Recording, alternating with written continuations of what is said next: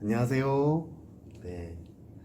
주님을 만나고자 이렇게 새벽에 주님 앞에 나오신 성도님들을 주님의 이름으로 축복합니다. 이 시간 기도하고 우리 같이 나아가겠습니다. 하나님 아버지, 주님을 만나고자 이렇게 주 앞에 나아왔습니다. 우리의 어떤 모습이든지 간에 우리 모습 그대로 사랑하시는 주의 그 사랑 앞에 우리의 마음의 문을 활짝 열고 나아가게 해주십시오. 그래서 주의 사랑의 음성을 듣게 하시고 우리의 심령이 이 고통스러운 이 시대 가운데 다시 하나님의 평강과 하나님의 소망으로 충만케 되어지도록 역사해 주십시오. 우리는 할 수 없습니다. 하나님의 도우심이 필요합니다. 이 시간 기름 부어 주시옵소서. 이 모든 시간이 당신의 그 기름 부으심으로 말미암아 또 우리가 주께로 온전히 마음을 드림으로 말미암아 주님이 기뻐 받으시는 시간 되게 하여 주시옵소서. 예수님 이름으로 기도드렸습니다. 아멘. 네, 오늘 하나님께서 우리에게 주신 말씀은 에스겔서 8장 14절부터 18절까지의 말씀입니다. 제가 가진 성경으로 구약 성경 1160페이지에 있습니다. 제가 하나님의 말씀을 봉독하겠습니다. 그가 또 나를 데리고 여호와의 전으로 들어가는 북문에 이르시기로 보니 거기에 여인들이 앉아 단무스를 위하여 애곡하더라.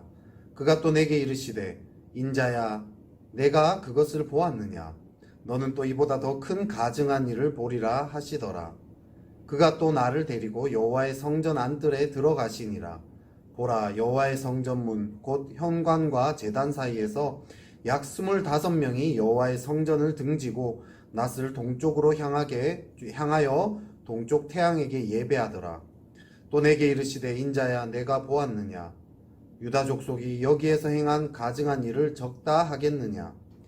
그들이 그 땅을 폭행으로 채우고 또다시 내 노여움을 일으키며 심지어 나뭇가지를 그 코에 두었느니라. 그러므로 나도 분노로 갚아 불쌍히 여기지 아니하며 긍휼을 베풀지도 아니하리니 그들이 큰 소리로 내 귀에 부르짖을지라도 내가 듣지 아니하리라. 아멘. 오늘 이 본문을요 보면 제일 먼저 드는 생각이 어떻게 이런 일이 일어날 수 있을까 싶습니다. 사실 아찔합니다. 이스라엘에서 우상숭배가 일어납니다. 사실 우상숭배 자체도 가증한 것 아닙니까? 그런데 더 문제는 우상숭배가 행해진 장소입니다.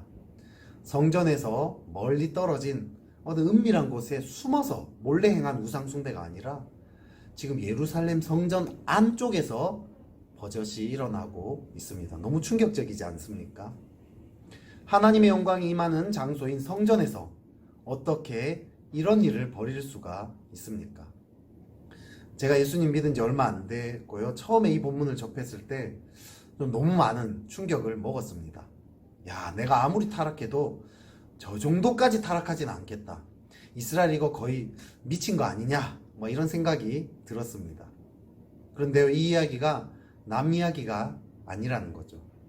사무엘하를 보면 이 다윗이 밧세바를 범하지만 회개하지 않는 그런 채 시간이 꽤 지나는 장면이 나옵니다. 그래서 나단 선지자가 찾아옵니다. 다윗에게 이렇게 얘기하죠.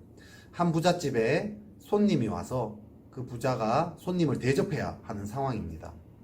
부잣집에는 심이 많은 양과 소와 염소가 있었지만 자기 양을 안 잡고요. 이 가난한 사람에게 있는 유일한 새끼 양 한 마리를 빼앗아서 그 손님을 대접해 버립니다. 그 이야기를 듣고요. 다윗이 막 열이 나가지고 그 부자는 마땅히 죽을지라 이렇게 이야기를 합니다. 그랬더니 나단이 당신이 바로 그 사람이다 라고 얘기합니다. 근데 거기에요 다윗이 꼬꾸라지면서 회개하는 장면이 나옵니다. 이 말씀이요 오늘의 이 말씀이 저를 향한 말씀입니다. 성전에서 버젓이 우상숭배하는 이 유대인들을 정죄했는데 사실은 제가 이 유대인들과 같았다는 거죠. 왜 그렇죠? 구약의 성전은 신약에 와서는 바뀌었죠. 이제 믿는 자들의 마음이 성전이 되었다고 얘기합니다.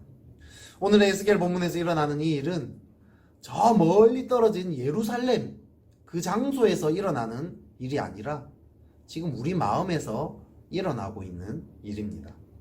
제가 이 본문을 읽으면서요, 성전을 더럽힌 유대인들을 정죄했던 그 일은 다윗이 그 부자를 정죄한 것과 사실은 똑같은 일입니다.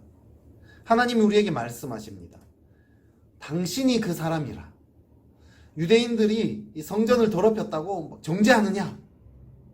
너를 잘 돌아봐라. 너도 그 성전을 더럽힌 유대인들과 똑같다. 네 눈에 들보를 먼저 빼내라. 이렇게 말씀하십니다. 예루살렘 성전은 이제 내 마음에 있습니다.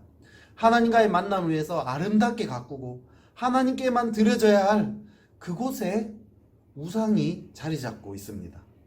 몰래 숨어서 은밀하게 우상 숭배를 해도 가증할 판에 대놓고 하나님을 등 돌리고 있는 모습을 보이고 있습니다. 오늘 북문에서요, 단무수를 위해서 애곡한다는 장면이 나옵니다. 이 단무수는요, 그 당시에 이 수메르 지역에 있었던 신입니다. 근데 이 신은 자기 아내이면서 또 여신인 이안나라는 여신이 있어요. 우리나라 사람 이시 같은 이안나라는 이 여신한테 배신을 당해, 자기 아내한테. 그래서 지하세계로 추방이 됩니다. 식물들이 말라 죽는 이유가 이 생명의 신인 단무수가 죽었기 때문이라고 믿었습니다. 그래서 단무수를 위해서 열심히 애곡을 하면 단무수가 다시 부활한다고 믿었던 거예요. 그래서 수확을 풍성하게 거둘 수 있다고 이 수메르인들이 믿었습니다. 쉽게 얘기하면 이 단무수를 위해서 애곡하는 것은 곧 풍요, 번영을 바란다는 거죠. 풍요의 신, 번영의 신, 이것이요, 지금 이 온 세계를 휘감고 있습니다. 한 목사님이 이렇게 얘기하셨습니다. 우리나라 출산율이 지금 0.98입니다. 세계 최하위입니다. 심각한 문제죠. 게다가 하나님의 창조 질서를 무너뜨리는 가치관들이 지금 계속 있기 때문에 더 심각해집니다. 그런데 실제로 이 젊은이들이 아이를 갖지 않는 가장 큰 이유가 뭔가 했더니 경제적인 이유라는 거죠. 아이를 낳아도 키울 수가 없고, 키운다 할지라도 이 상위 3%의 노예밖에 못 살아가게 될 거다. 현실에서 내 만족을 위해서 이게 아이를 낳아도 그 아이가 불행을 겪는다.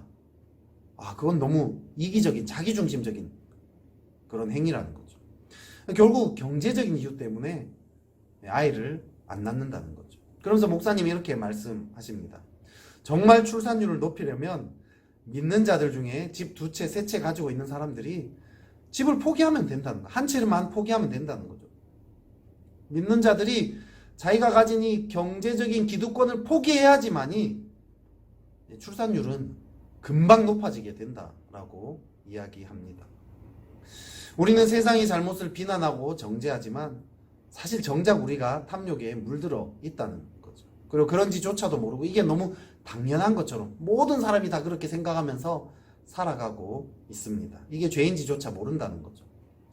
잃어버린 언어를 찾아서라는 책에서 저자인 바바라 브라운 테일러가 이렇게 이야기합니다. 우리는 피부색이나 민족적 배경 때문에 돈을 빌릴 수 없는 사람들을 만났다. 차나 집을 갖고 있지 못하면 인력사무소에서 하루 일에 하루 먹고 사는 일밖에 소개받을 수 없다는 사실도 알게 되었다. 6명의 아이를 둔 편모 가정에서 자란 16살 소녀가 버거킹에서 일을 하면 정부는 수입이 발생했다는 이유로 모든 복지 지원을 끊었다. 과학기술의 발달은 부자를 더욱 부자로 만들어줄 뿐 아니라 가난한 사람들을 더 가난하게 만드는 데 기여하고 있다. 이러한 현실을 두고도 오늘날 우리가 가장 관심을 가져야 할 문제가 성문제나 교회법 위반이라고 주장하기는 힘들다. 오늘날 가장 커다란 죄는 우리가 하는 어떤 행동보다도 우리가 돈을 벌고 소비하고 투자하는 방식에 있다. 이렇게 얘기합니다. 돈을 벌고 소비하고 투자하는 방식 자체가 지금 오늘날 우리의 가장 큰 죄라고 이야기합니다. 이런 문제들을 가지고 하나님 앞에서 씨름을 하지 않으면, 이 문제를 풀어가지 않으면 결국 이 여인들이 성전 안에서 단무수를 두고 애곡하는 것과 똑같은 죄를 저지르는 것과 같은 거죠. 두 번째, 또 오늘 단무수뿐만 아니라요, 25명이 여호와의 성전을 등지고 태양에게 예배하는 장면이 나옵니다. 여기서 이 25명의 사람은요, 각 이 반열을 대표하는 24명의 제사장, 그리고 24명에다가 25명 한 명 더 해야 돼요. 이 한 명은 대제사장이라고 이야기합니다. 종교 지도자들이 타락한 거죠. 요즘 인터넷 댓글들 보면요, 목사들이야말로 사회에서 없어져야 할 이 사약 같은 존재라고 댓글에서 이야기합니다. 그동안 사역자들이 너무 많은 죄를 저질렀고요. 저도 참 많이 부끄럽고 저도 참 너무 죄송합니다. 근데 오늘 이 종교 지도자들이요, 여호와의 성전을 등졌다라고 얘기합니다. 많은 사역자들이 하나님을 순수하게 섬기기보다는 먹고 살기 위해서 성도들을 이용해 먹습니다. 저도요, 기도할 때마다 제 마음을 들여다보면 늘 미래가 두려워요. 네. 앞으로 살아남을 수 있을까? 아이들을 먹여 살릴 수 있을까? 불안해요. 이 두려움과 이 불안함이 제 마음속에서 하나님보다 더 크게 자리를 잡습니다. 그러면요, 제 안에 이 순수한 동기들이 다 사라집니다. 하나님 앞에 나아가면 이것들이 깨달아지죠. 그렇지 않으면, 하나님께 나아가지 않으면 그런지조차도 모르고 내가 정말 순수하게 사역을 한다라고 착각하면서 그렇게 성도들을 이용해 먹고 있더라고요. 이 성전은요, 하루아침에 더럽혀진 게 아닙니다. 남유다의 11대 왕인 요담까지만 해도요, 성전 내에서 우상숭배는 상상도 못할 일이었고요, 한 번도 벌어지지 않았어요. 우상숭배의 대명사인 아합, 아시죠? 북이스라엘의 아합과 이 아합과 아세라의 딸인 아달랴가 왕일 때도, 남유다의 왕이 됐을 때도 성전은 안 건드렸어요. 근데 유다왕 12대 유다왕인 아하스가 처음으로 아수르 우상의 제단을 성전에 세워버립니다. 그랬더니 그 다음에 이제 히스기야가 아하스가 세웠던 그 우상을 제거하죠. 그런데 이 히스기야 다음에 또 므낫세가 나타나서 또 우상을 세웁니다. 성전이 더럽혀진다는 것이 상상도 못할 일이었는데요, 서서히 그냥 더러운 것에 익숙해지기 시작하죠. 으레그러니 합니다. 우리도요, 처음에는요, 죄에 대해서요, 두려워하고요, 회개하고요, 막 떼굴떼굴 구르고 이 죄를 돌이킵니다. 근데 점점 죄에 대해서 익숙해집니다. 나중에는 자기가 죄 가운데 있으면서도, 죄 가운데 뒹굴거리면서도 그런지조차 모릅니다. 어떻게 해야 하죠? 성전이 더럽혀진 이유가 뭡니까? 이전에는 성전에 우상이 거한다는 것은 상상도 못할 충격적인 일이었습니다. 어떻게 그런 충격적으로 느꼈을까요? 그것은 성전이 하나님의 임재로 가득했기 때문입니다. 하나님의 영광이 충만할 때 누가 우상 숭배를 생각하겠습니까? 근데 성전이 성전의 역할을 못하니까 하나님의 임재가 희미해집니다. 하나님의 임재가 희미해지니까 성전 내에서의 우상 숭배라는 그런 충격적인 일도 벌어지게 되는 거죠. 우리 믿는 자들의 마음은 성전입니다. 예수님이 우리 마음에 거하십니다. 우리가 믿든 믿지 않든 예수님은 지금 우리 안에 계십니다. 생생하게 살아 계세요. 근데 문제는 우리가 그걸 인식하지 못하고, 우리가 그분과 생생하게 교제하지를 못하고, 그래서 하나님의 그 영광, 예수님의 그 임재가 생생하게 나타날 수 없는 거죠. 체험하지 못하는 거죠. 그러니까 우상숭배가 나타납니다. 사실 지금 내 삶에 예수님의 임재가 생생하지 않다라면, 그걸 생생한 예수님의 임재를 경험하지 못하고 있다면 지금 내 안에 이미 온갖 우상들이 자리 잡고 있습니다. 나도 모르는 사이에 자리 잡고 있어요. 깨닫지 못할 뿐입니다. 예루살렘 성전에 우상이 가득하다는 거, 여러분 그 거룩한 그 성전에, 여러분 그곳에 그 우상이 막 우상을 숭배하고 있다가 얼마나 끔찍한 일, 너무 충격적인 일 아닙니까? 근데 우리 마음이 지금 그렇다는 거죠. 우리의 이 심령이 하나님의 영광이 떠나니까 우리 안에 막 단무스가 들어오고 태양신이 들어오게 된 거죠. 우리도 모르는 사이에 단무스를 위해 애곡하고 있고요, 성전을 등지고 태양신에게 예배하고 있다는 거예요. 그런 끔찍한 일이 우리 마음에서 일어나고 있습니다. 하지만 다시 한번 우리 마음을 예수님께로 향하고요. 예수님의 음성을 듣고자 하고 그분께만 우리의 마음을 다시 드리려고 하기 시작한다면, 그 말씀 앞에 정직하게 반응하고 기도하고 씨름하고자 하기 시작한다면 다시 예수님을 체험하게 될 것입니다. 우리 우상을 깨닫게 되고요. 그것들이 우리의 마음에서 점점 사라지게 될 것입니다. 그렇게 하나님의 영광이 가득한 그 성전의 삶을 살아가게 될 것입니다. 그렇게 살아가는 저와 여러분 되기를 축복합니다. 이 시간 우리 같이 기도합시다.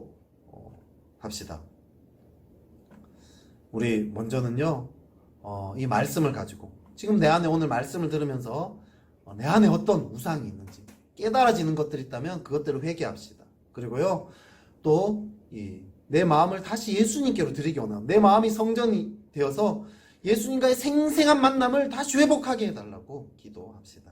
그리고 또 교회를 위해서도 기도합시다. 특별히 우리 담임 목사님의 건강을 위해서, 또 영적인 강건함들과 리더십을 위해서요, 계속해서 기도하면 좋겠습니다. 또 우리 예수제자학교가 이제 곧 시작이 됩니다. 또 새소식반은 시작했고요. 온다방이 계속 지금 진행되고 있습니다. 또 쉐마학교도 이제 곧 진행이 됩니다. 이런 여러 가지 교회의 사역들이 지금 온라인으로 계속 진행되고 있는데요. 이 온라인 이 사역들을 통해서 하나님의 놀라운 일들이 일어나도록 기도합시다. 또 지금 코로나로 인해서 계속 어려움을 겪고 있는데요. 잘 회복될 수 있도록, 또 이 일을 위해 종사하는 분들에게 하나님 힘을 더하시도록, 또 이 일을 통해서 우리가 겸손히 하나님께 나아갈 수 있도록 기도합시다. 그리고 마지막으로 열방을 위해서 우리 콩고의 김경식, 김사라 선교사님의 영성과 리더십을 위해서 기도해 주시고요. 또 코로나 때문에 지금 배고픈 이들이 너무 많답니다. 이들이 잘 회복될 수 있도록. 또 현장 예배가 지금 중단되었는데 온라인의 인프라가 지금 구축이 안 됐습니다. 온라인 인프라도 잘 구축되고 현장 예배가 속히 회복될 수 있도록, 또 초중 고등학교 교육이 지금 멈췄는데 교육도 잘 회복될 수 있도록 우리 같이 한번 이것을 위해서 기도하면 좋겠습니다. 기도하겠습니다.